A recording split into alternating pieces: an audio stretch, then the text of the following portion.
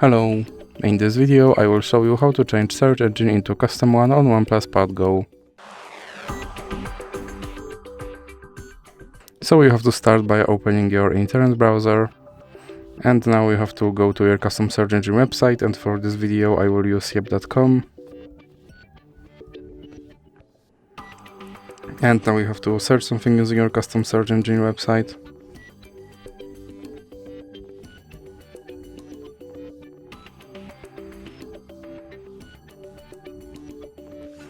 Now click here and go to settings, then click on search engine, and in recently visited you should have now yep.com option, so you can select that and then click back, and as you can see my search engine is now set to Yep. So that's it for this video. If you liked it, please remember to leave a like and subscribe.